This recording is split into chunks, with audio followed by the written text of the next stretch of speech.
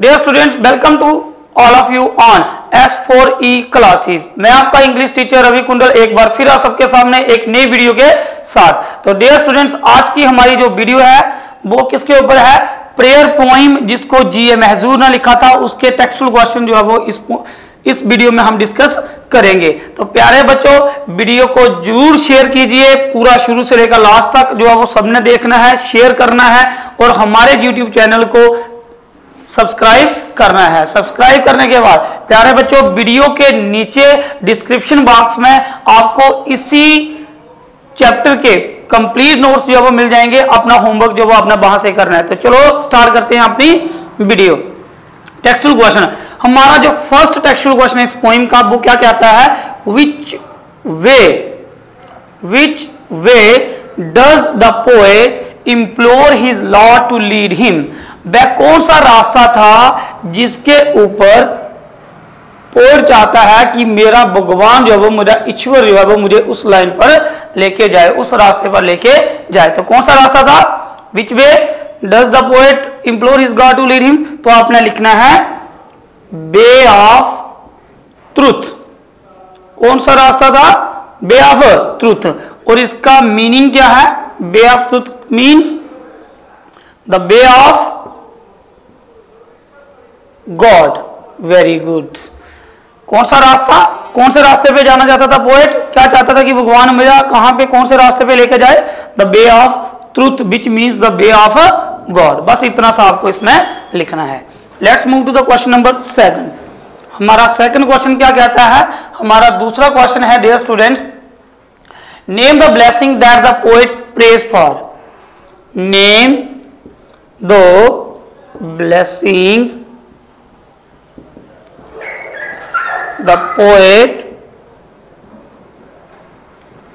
prays for। कौन कौन सी blessing के लिए पोएट ने जो वो प्रे किया था? तो वो 7-8 थी। पहली क्या थी? फर्स्ट है नेक्टर ऑफ नॉलेज मांगा था, अमृत का गोल मांगा था उसने। दूसरा, शाबाश, वेरी गुड, पोइम पढ़ी आप लोगों ने। दूसरा क्या मांगा था? क्योर फ्रॉम, कहां से? Ills and pains. उसने बोला था दुखों और बीमारियों से मुझे क्या कर दो? छुटकारा दिला दो। तीसरा क्या था? Safety from, safety from ills and safety from sloth, infirmity and doubts। sloth, infirmity and doubts। शाबाश, ये था थर्ड। और फोर्थ क्या मांगा था उसने अपने लॉर्ड से? फोर्थ उसने मांगा था सेफ्टी फ्रॉम वांट्स, कि मुझे क्या नहीं चाहिए? मुझे किसी भी चीज की कभी कोई जरूरत ना हो। तो फिफ्थ कौन सी की थी उसने? फिफ्थ की थी मुझे क्या चाहिए? A heart full of passion. ये 5 आ गई। 6वां क्या चाहता था? वो सॉन्ग्स गाना चाहता था। कौन से? To inspire people. तो डियर स्टूडेंट्स, ये 5-6 चीजें थी जो पोएट ने ब्लेसिंग जिसके लिए मांगी थी। पहली क्या आ गई? Nectar of knowledge. दूसरा क्या था? वे ऑफ ट्रूथ भी था इसमें एक। 7 वे of truth, this one is 7th।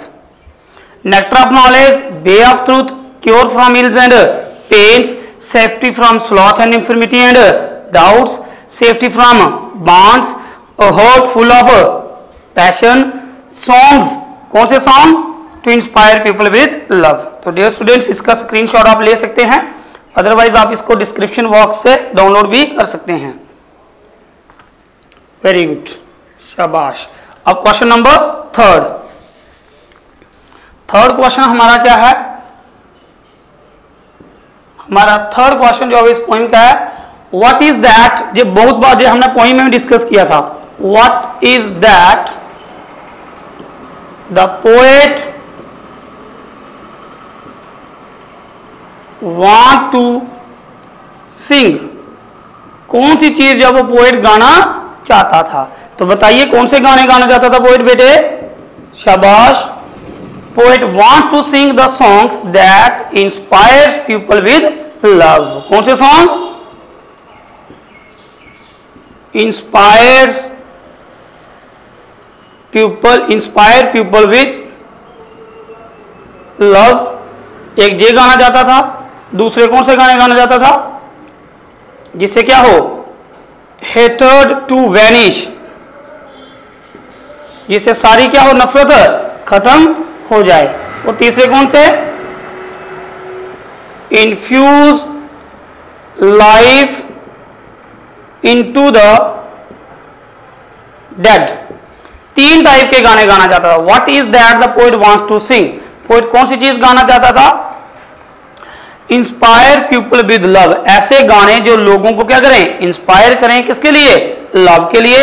Hated to vanish, जिससे नफरत टोटली क्या हो जाए, खत्म हो जाए। Infuse life into the dead, जो मरे हुए लोग हैं उनके बीच में भी जान फूंक दे। अब नेक्स्ट फोर्थ क्वेश्चन आपका, subject me not to trials, subject me not to trials, shame not my human form। तो डियर स्टूडेंट्स फोर्थ क्वेश्चन कौन सा है, subject me not to trials, shame not my human form. इस line को आपने क्या करना है बेटे, एक्सप्लेन करना है। क्या करना है, एक्सप्लेन दिस लाइन। तो क्या करना है, पोएट ने बोला सब्जेक्ट भी नॉट टू ट्रायल्स, मुझे सब्जेक्ट, जैसे हम टफ टेस्ट लेते हैं बच्चे का, इसी तरीके से मेरे टफ टेस्ट मत लो कि मुझे इंसानियत पर क्या हो जाए, शर्माने लगे। तो क्या बोलता है यहां पे पोएट, बोलता है डज नॉट, शॉर्टकट बता रहा हूं बेटे आपको, आपने जो सही लर्न करना है वो आपको वहीं से करना है, नोट्सों से, जो पीडीएफ फाइल में आपको डिस्क्रिप्शन बॉक्स में दिया हुआ है। Does not take tough test, मेरे टफ टेस्ट मत लो, मुझे क्या हो जाए, शेम आ जाए। नेक्स्ट और क्या लिखना है इसमें, रियल सबस्टेंस क्या है इंसान का, इंसानियत का सही सबस्टेंस जो है वो क्या है, रियल सबस्टेंस ऑफ मैन। तो क्या है, शाबाश, बताया था कल पोइम में, वेरी गुड। हाँ वो क्या है, ह्यूमैनिटी। तो वो उससे बिल्कुल, पोएट क्या सोचता है कि मैं बिल्कुल उससे क्या हूं, फार FAR, मैं बिल्कुल क्या हूं, दूर हूं। तो डियर स्टूडेंट्स ये आपके फोर्थ क्वेश्चन और लास्ट क्वेश्चन इस पोइम का, शाबाश, कौन सा है, मेटाफर्स और सिमिलीज। मोस्ट इंपॉर्टेंट क्वेश्चन है, मोस्ट इंपॉर्टेंट क्वेश्चन इस पोइम का, बहुत बार एग्जाम में आता है। क्या करना आपको, identifies the, question number 5, metaphors और क्या निकालनी है आपको, similes. Identifies the metaphors and similes from the poem prayer. तो आपको पहले पता होना चाहिए कि मेटाफर होता क्या है। तो क्या होता है मेटाफर, ये हमने पोइम में बताया था पढ़ते हुए, शाबाश, बहुत अच्छे बच्चे हैं आप, इंटेलिजेंट बच्चे हैं सारे बेटे। तो क्या है, डायरेक्ट कंपैरिजन। कौन सा, direct comparison between two things, दो चीजों के बीच में जब डायरेक्ट क्या होता है, कंपैरिजन होता है, तो उसको बोला जाता है metaphor, direct comparison between two things. तो इसकी एग्जांपल्स कहां से लिखेंगे अब हम, पोइम से। कौन सी पोइम, प्रेयर। तो पहला क्या आ गया था, वे ऑफ ट्रूथ। अगर कोई पूछे कि इसको एक्सप्लेन भी करना है, explain the metaphor way of truth, तो अब आपको बोलना है वे ऑफ ट्रूथ का कंपैरिजन डायरेक्ट हुआ था किसके साथ, वे ऑफ गॉड। शाबाश। दूसरा आपका मेटाफर इसमें है dwell in ignorance। तो dwell in ignorance का मीनिंग क्या है? इसको किसके साथ कंपेयर किया था? इग्नोरेंस होता है विदाउट नॉलेज। तो जहां पे कौन सा नॉलेज था? वर्डली नॉलेज नहीं। वर्डली मतलब मटीरियलिस्टिक नॉलेज नहीं, जैसे हमें इंडिया के बारे में पूरा नॉलेज हो गया तो वो वाला नॉलेज नहीं। कौन सा नॉलेज था? जहां पे नॉलेज ऑफ गॉड। किसका? गॉड का नॉलेज। थर्ड मेटाफर जहां पे किसका कौन सा आ गया? Nectar of knowledge. Nectar of knowledge.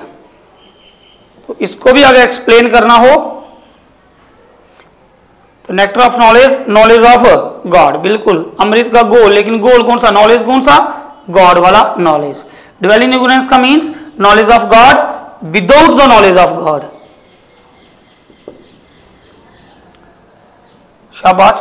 पहला मेटाफर वे ऑफ ट्रूथ, दूसरा कौन सा? Dwell in ignorance, third one कौन सा? Nectar of knowledge. अब बात करते हैं सिमिलीज की। सिमिली क्या होता है बेटे? मेटाफर पता चल गया, डायरेक्ट कंपैरिजन।